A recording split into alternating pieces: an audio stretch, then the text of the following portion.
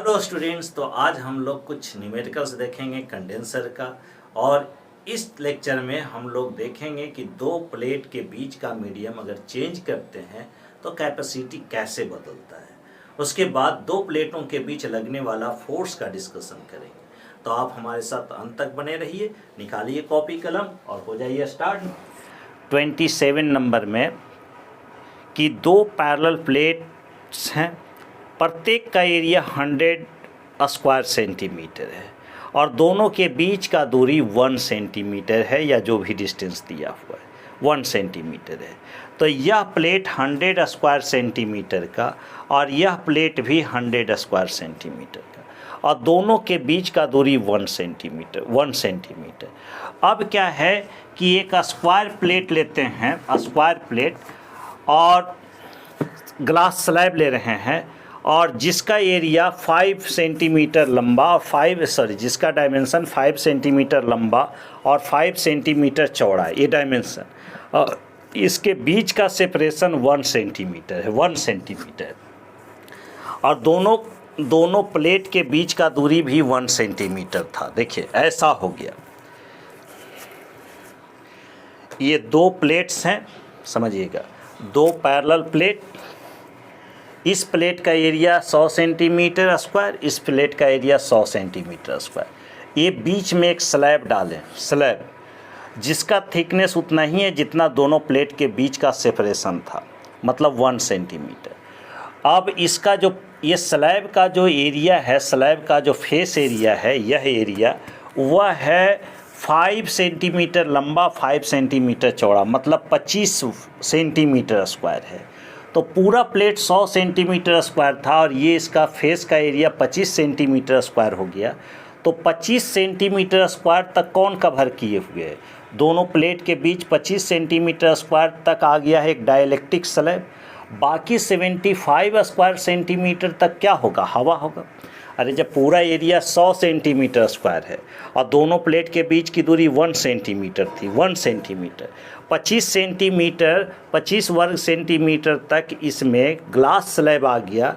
तो रिमेनिंग जो 75 square centimetre है उसके बीच क्या होगा? एयर मीडियम होगा। तो यहाँ पर दो कैपेसिटर बन गए, एक तो डाइलेक्ट्रिक स्लैब का और दूसरा एयर मीडियम का। और दोनों प्लेट जो हैं आपस में पैरेलल में जुड़े हुए हैं, आपस में पैरेलल में कब जुड़ता है? जब दो कैपेसिटर हो और दोनों का एक प्लेट एक जगह, दूसरा प्लेट दूसरे पॉइंट पर जुड़े हुए हों, तो उसको पैरेलल कॉम्बिनेशन कहते हैं, जो कि अगले चैप्टर में हम लोग पढ़ेंगे। तो यहाँ ऐसा हुआ कि दो प्लेट्स हैं, ये ऐसा दो प्लेट्स, ठीक, और ये प्लेट इस रूप से, और दोनों प्लेट के बीच का डिस्टेंस दिया हुआ है, कितना दिया हुआ है? 1 सेंटीमीटर, 1 सेंटीमीटर मतलब D। अब ये दोनों, और ये एरिया, पूरा एरिया जो है कितना है? 100 स्क्वायर सेंटीमीटर। इसमें हमने एक डाइलेक्ट्रिक स्लैब डाल दिया, जिसका थिकनेस 1 सेंटीमीटर ही है स्लैब का, और एरिया उसका 25 सेंटीमीटर स्क्वायर है। तो ये इसकी कैपेसिटी C1 होगी और इधर एयर मीडियम हो गया जिसका कैपेसिटी C2। तो total capacity C equal to क्या होगा? C1 plus C2। अब 25 स्क्वायर सेंटीमीटर तक ग्लास है तो उसके लिए क्या फार्मूला लिखेंगे? इप्सिलन 0 A का मतलब 25 स्क्वायर सेंटीमीटर, जिसको A1 कह देते हैं, बटा D, और इंटू इसका डाइलेक्ट्रिक कांस्टेंट K। C2 क्या होगा? इप्सिलन 0 A मतलब A2। क्यों A2? क्योंकि हवा के लिए लिख रहे हैं, तो हवा का एरिया कितना है? 25 स्क्वायर सेंटीमीटर। हवा कितना प्लेट को कवर कर रहा है? 75 स्क्वायर सेंटीमीटर। अब बाई D ये C। दो कैपेसिटर बनेंगे, एक ग्लास स्लैब मीडियम का और एक एयर मीडियम का। ग्लास स्लैब मीडियम का जो होगा एप्सिलॉन 0 A1 कितना ग्लास स्लैब का रखाएगा? 25 स्क्वायर सेंटीमीटर इंटू के, जहाँ के ग्लास का डाइलेक्ट्रिक स्लैब है, बाई D मतलब दोनों प्लेट के बीच का दूरी। दूसरा जो 75 स्क्वायर सेंटीमीटर एयर बच गया है उसके लिए कैपेसिटी लिखेंगे एप्सिलॉन 0 A2/D। इक्विवेलेंट कैपेसिटी लिखेंगे तो पैरेलल में दोनों को जोड़ेंगे। यहाँ पर एप्सिलॉन 0 C इक्वल टू लिखेंगे तो एप्सिलॉन 0 A, तो एप्सिलॉन 0 कॉमन, A1 रहने दीजिए, बटा D भी कॉमन, तो कितना बच गया A1 इंटू के प्लस A2। एप्सिलॉन 0 का वैल्यू जानते हैं 8.85 into 10 to the power minus 12, 8.85 into 10 to the power minus 12। A1 कितना होगा, तो A1 25 स्क्वायर सेंटीमीटर, तो ये 25 स्क्वायर सेंटीमीटर को स्क्वायर मीटर में कन्वर्ट करने के लिए 10 टू द पावर माइनस 4 और इंटू के, और इधर से लेते हैं C is equal to C1 plus C2 हुआ, C1 प्लस C2, तो C equal to C1 plus C2 का वैल्यू रख रहे हैं, इसी को जोड़ रहे थे ना, तो एप्सिलॉन 0 बटा D कॉमन हो गया, A1 इंटू के प्लस A2। अब देखिए तो एप्सिलॉन 0 का वैल्यू रखें 8.85 into 10 to the power minus 12, D है 1 सेंटीमीटर, 1 सेंटीमीटर को मीटर में लिखेंगे तो 10 to the power minus 2। A1 का मान कितना है, तो A1 का मान है 25 स्क्वायर सेंटीमीटर, तो 25 into 10 to the power minus 4 square metre. Dielectric constant of glass कितना दे रखा है, डाइलेक्ट्रिक कांस्टेंट ऑफ ग्लास जो है वह 10 है, into 10 plus A2 75 square centimetre, मतलब 75 into 10 to the power minus 4। अब हम लोग बाहर निकाल लेंगे 10 टू द पावर माइनस 4 को, तो 8.85 गुने 10 टू द पावर माइनस 4 निकलेगा तो 10 to the power minus 16 by 1 into 10 to the power minus 2 हुआ। अंदर में क्या बच जाएगा, तो 250 और प्लस 75, तो इसका कैलकुलेशन करेंगे 8.85 into 10 to the power minus 16, नीचे माइनस 2 है तो माइनस 14, और ये कितना हो जाएगा 325, 250 प्लस 75 325। इतना कैलकुलेट करके आप निकालिएगा, वही फैराड आंसर होगा। कैलकुलेट कर लीजिए एक बार, आंसर बतलाइए कमेंट में कि कितना आ रहा है। क्वेश्चन नंबर 27 का जल्दी।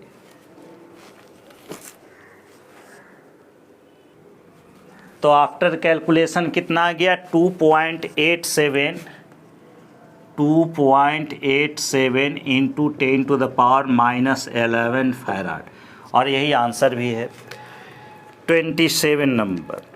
28 the distance between the two plates of parallel plate condenser is 2 centimetre, मतलब दो प्लेट के बीच का सेपरेशन कितना दे रखा है, 2 सेंटीमीटर दे रखा है। अब कह रहा है and area of each plate is 100 square centimetre, very good. Now a square glass slab of side 5 centimetre and thickness 1 centimetre placed between the plate, calculate the capacity K for glass is 5। Same question है, जहाँ के 10 था वहाँ के अब कितना कर दिया है, 5 कर दिया है। बाकी 100 स्क्वायर सेंटीमीटर पहले भी प्लेट एरिया था, अब भी है।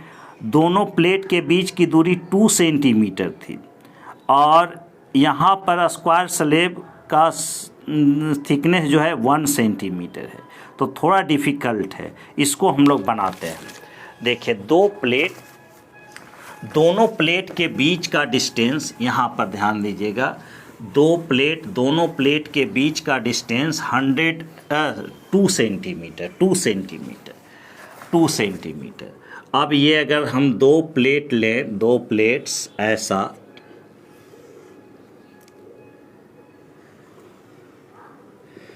तो इसका कुछ ना कुछ एरिया होगा, तो इसका एरिया 100 स्क्वायर सेंटीमीटर है। दूसरा प्लेट जो कि इसके बगल में ही हम लोग रखे हैं, वह भी कितना एरिया का है, तो 100 स्क्वायर सेंटीमीटर का है, 100 स्क्वायर सेंटीमीटर का है। अब ये दोनों प्लेट को हम लोग रखें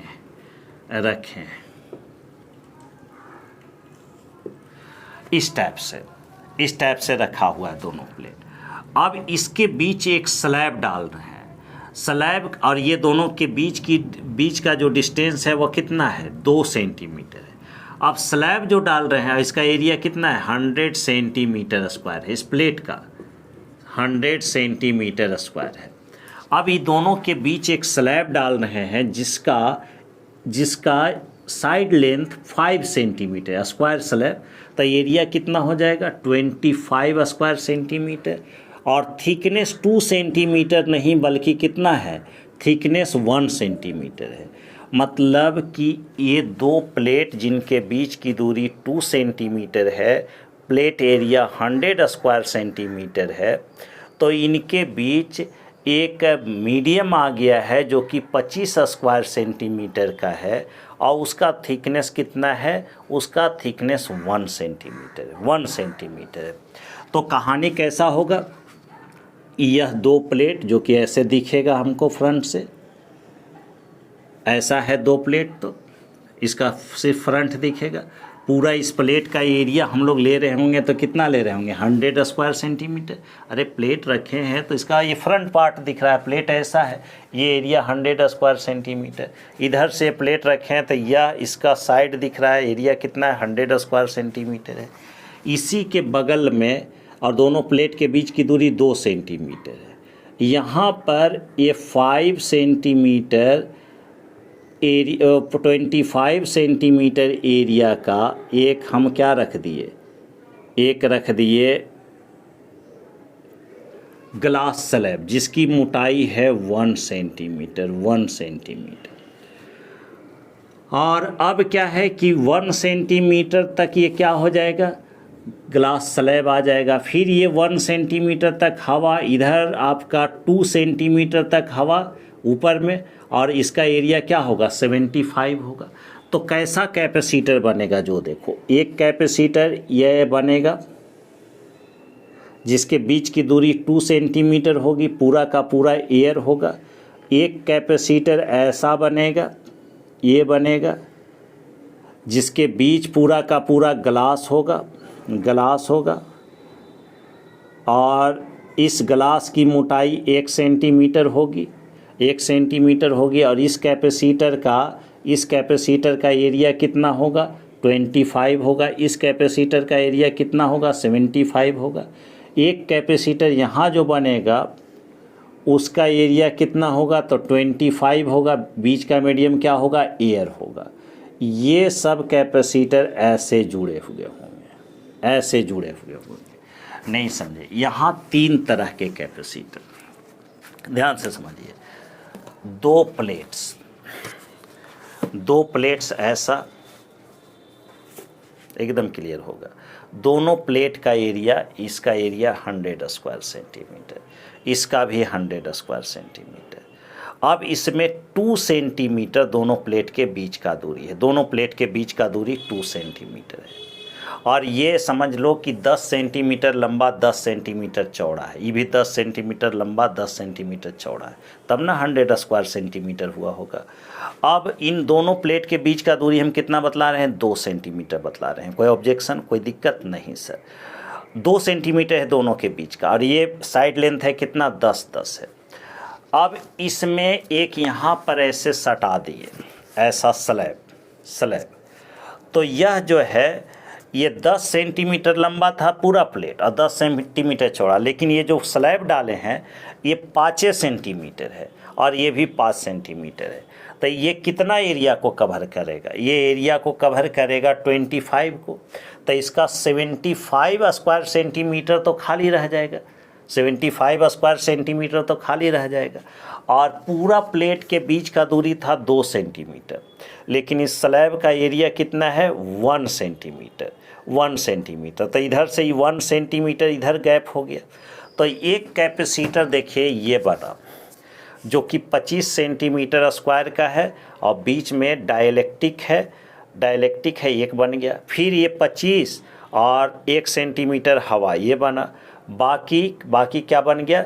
बाकी 75 सेंटीमीटर, 75 स्क्वायर सेंटीमीटर, और दोनों के बीच का दूरी 2 सेंटीमीटर से, और हवा मीडियम का एक कैपेसिटर बना। थोड़ा डिफ़िकल्ट है क्वेश्चन, है ना। तो इसकी कैपेसिटी कैसे निकालेंगे? इसकी कैपेसिटी निकालने के लिए हम लोग देखिए,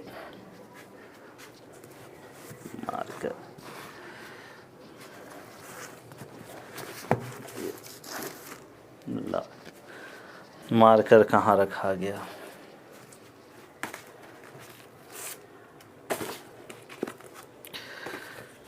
अच्छा, इधर है। तो ये हुआ सर, ये पूरा 100 स्क्वायर सेंटीमीटर का। 100 स्क्वायर सेंटीमीटर मतलब कि ये 10 सेंटीमीटर इसका साइड लेंथ और 10 सेंटीमीटर और होता है, ये 10 सेंटीमीटर। ये हो गया यहाँ से एक प्लेट जिसकी मोटाई है कितना? जिसकी मोटाई है 1 सेंटीमीटर। 1 सेंटीमीटर ये थिकनेस है 1 सेंटीमीटर। बाकी इसका जो एरिया होगा, फेस एरिया, वो 25 होगा। इधर क्या हो गया? इधर हो गया सर ये एक दूसरा प्लेट जिसका एरिया 100 स्क्वायर सेंटीमीटर। पूरी दूरी है 2 सेंटीमीटर। 2 सेंटीमीटर। इसका डाइलेक्ट्रिक कांस्टेंट K है। तो एक कैपेसिटर इस प्लेट और इस स्लैब के बीच बनेगा, उसको C1 कहेंगे। तो C1 की कैपेसिटी क्या होगी? इप्सिलन 0 A इसका एरिया कह दो तो A1 बाई दोनों के बीच की दूरी D1 और इंटू हवा नहीं बल्कि K है। दूसरा कैपेसिटी ये इधर तो हवा है और ये कितना 25 स्क्वायर सेंटीमीटर का, तो C2 कितना बनेगा? इप्सिलन 0 A2 क्या है? ये A1 है तो यह भी A1 बटा D1। चूँकि ये 1 सेंटीमीटर को D1 कर रहे हैं तो ये भी 1 सेंटीमीटर होगा, ये हवा के लिए। एक तीसरा कैपेसिटर बनेगा जो कि इप्सिलन 0, उसकी एरिया A3 होगी और दोनों के बीच की दूरी D होगा, माध्यम हवा होगा, इसलिए उसकी परमिटिविटी 1 लिखें, रिलेटिव परमिटिविटी C3। संरचना कैसा हो जाएगा? तो ऐसा हो जाएगा कि एक कैपेसिटर ये C1 और C2 आपस में सीरीज में होंगे। C1 और C2 आपस में सीरीज में होंगे, C1 और C2, और ये दोनों के पैरेलल में हो जाएगा C3।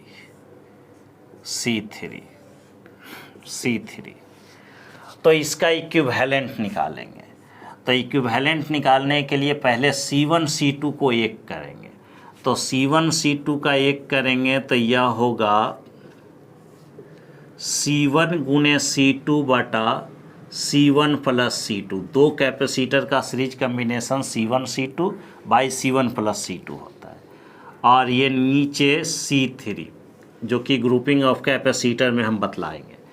फिर ये दोनों आपस में पैरेलल में है तो इक्विवेलेंट हम लोग लिखेंगे C equivalent is equal to, ये दोनों जुट जाएगा, मतलब C1 C2 by C1 plus C2 by C3। यही आंसर होगा। अब C1 का मान रखें, C2 का मान रखें और C3 का मान रखें। जहाँ A1 कितना हो जाएगा? A1 इक्वल टू 25 इंटू 10 के पावर माइनस 4। D1 कितना हो जाएगा? 1 सेंटीमीटर, मतलब 1 गुने 10 के पावर माइनस 2 मीटर। A2 इसको कह दीजिए A3, A1 और A2 तो एक ही हो गया था। A3 कितना होगा? तो A3 75 स्क्वायर सेंटीमीटर, मतलब 75 गुणे 10 के पावर माइनस 4 मीटर स्क्वायर। और दोनों के बीच की दूरी D इक्वल टू 2 सेंटीमीटर, मतलब D का मान 2 सेंटीमीटर, मतलब 2 गुणे 10 के पावर माइनस 2 मीटर। ये सब डेटा इसमें रखेंगे जिससे C1 C2 C3 निकलेगा। टोटल कैपेसिटी के जगह फिर जब C1 C2 C3 निकल जाएगा तो इसमें कैलकुलेट करके रखेंगे, जो आएगा वही आंसर होगा। क्वेश्चन थोड़ा सा डिफ़िकल्ट है और आगे के कंसेप्ट पर है, इसलिए इसको यहीं तक देखिए, आगे आप बनाइएगा। नेक्स्ट क्वेश्चन 28 के बाद 29 कह रहा है कि दो प्लेट्स हैं और दोनों प्लेट के बीच का सेपरेशन दिए हुए है। The distance between the plates of parallel plate condenser is 0.5 centimetre and area of each plate is 10 square centimetre. Calculate the force of attraction between the plates if potential of 3000 volt is applied between them. उनके बीच का potential कितना apply किया गया है? 3000 volt apply किया गया है। तो उनके बीच लगने वाला फोर्स निकालना है। तो फोर्स पर यूनिट एरिया का फॉर्मूला होता है, जैसे कि अगर जो दो प्लेट्स हैं और दोनों प्लेट चार्ज है, एक प्लेट यह है और दूसरा प्लेट यह है,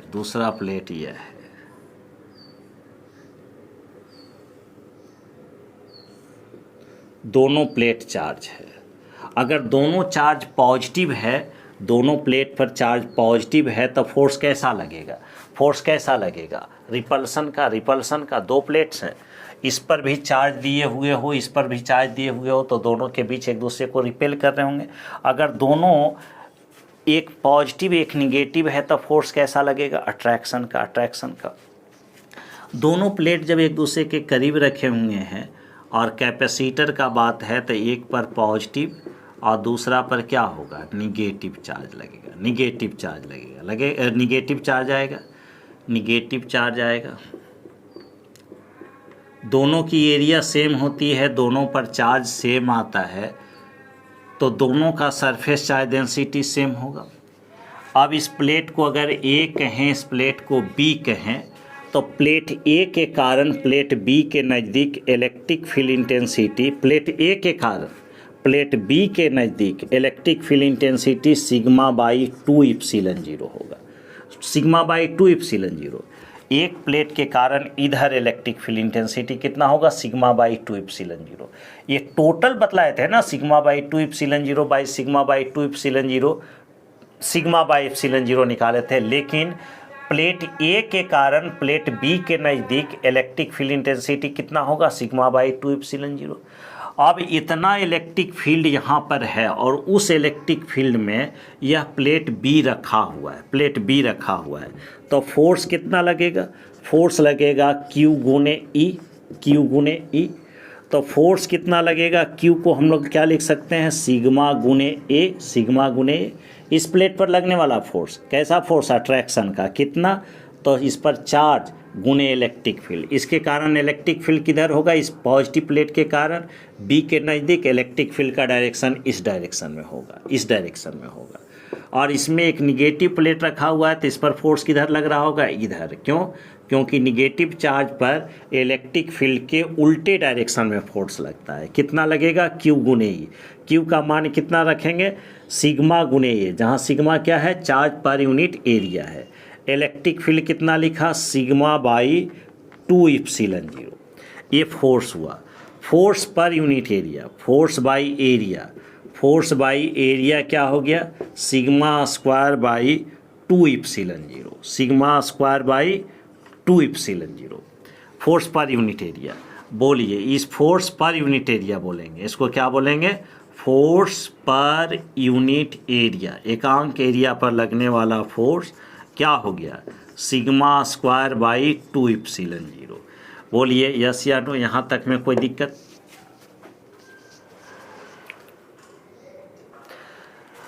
अब देखिए, अब क्वेश्चन के मुताबिक क्या कह रहा है? The distance between the plate of parallel plate condenser is 0.5 centimetre. दोनों प्लेट के बीच का दूरी D = 0.5 स्क्वायर सेंटीमीटर। यहीं पर बदल लेते हैं 10 टू द सेंटीमीटर, तो 10 टू द पावर -2 मीटर हो गया दोनों प्लेट के बीच का दूरी। And area of each plate 10 square centimetre, A is equal to 10 square centimetre, जिसको कितना लिखेंगे 10 into 10⁻⁻4 metre square area of plate लिखा। अब कह रहा है calculate the force of attraction between the plates if potential 3000 volt is applied. तो V equal to कितना हो गया 3000 वोल्ट हो गया, 3000 वोल्ट हो गया। दोनों के बीच की दूरी दिया हुआ है, तो फोर्स पूछा है। तो फोर्स के लिए हम लोग क्या लिखेंगे, force is equal to force sigma square by 2 epsilon 0 by a. तो फोर्स इक्वल टू कितना होगा, फोर्स इक्वल टू होगा F equal to sigma square by 2 epsilon 0 गुने ए, जहाँ ए प्लेट का एरिया है। अब देखिए F इज इक्वल टू, इसको ऐसे लिख सकते हैं sigma square by epsilon 0 square into epsilon 0 by 2 into A. Epsilon note से मल्टीप्लाई कर दिए, डिवाइड कर दिए। सिग्मा बाई एप्सिलॉन 0 जो होता है प्लेट के बीच का इलेक्ट्रिक फील्ड होता है, प्लेट के बीच कहीं भी इलेक्ट्रिक फील्ड। जब पैरेलल प्लेट कैपेसिटर बतला रहे थे तो दो प्लेट के बीच में इलेक्ट्रिक फील्ड निकाले थे पी पॉइंट पर कितना, E equal to sigma by epsilon 0। Sigma by 2 epsilon 0 इस प्लेट के कारण और इस प्लेट के कारण। तो ये पॉजिटिव प्लेट का भी इलेक्ट्रिक फील्ड इस डायरेक्शन में, निगेटिव का भी इसी डायरेक्शन में। तो नेट करके आया था सिग्मा बाई एप्सिलॉन 0। तो सिग्मा स्क्वायर एप्सिलॉन 0 स्क्वायर को हम लोग क्या लिख सकते हैं, E स्क्वायर लिख सकते हैं। तो F इक्वल टू क्या हो गया E square into epsilon 0 by 2 into a. E को हम लोग क्या लिख सकते हैं, इलेक्ट्रिक फील्ड को E equal to V by d लिखेंगे। तो F इक्वल टू E के जगह V बाई डी, तो V square by d square into epsilon 0 by 2 into a. Okay, अब सबका वैल्यू दिया हुआ है, V दिया हुआ है, एरिया दिया हुआ है, D दिया हुआ है, एप्सिलॉन 0 का वैल्यू जानते हैं। तो F इक्वल टू निकल कर आएगा 1.59 पुट करेंगे सब वैल्यू इंटू 10⁻³ न्यूटन। ओके, जहाँ एप्सिलॉन नोट दोनों प्लेट के बीच के माध्यम का परमिटिविटी है। तो इस तरह से आज हम लोग कुछ क्वेश्चन किए कंडेंसर पर बेस्ड। अगले क्लास में ग्रुपिंग ऑफ कंडेंसर या ग्रुपिंग ऑफ कैपेसिटर जिसको कहते हैं उसको पहले समझेंगे, उसके बाद उस पर कुछ न्यूमेरिकल्स करेंगे। तो होप सो आपको वीडियो अच्छा लगा होगा। वीडियो अच्छा लगे तो ज़रूर कमेंट कीजिए, अपने दोस्तों के बीच शेयर कीजिए। जुड़ने के लिए बहुत बहुत धन्यवाद।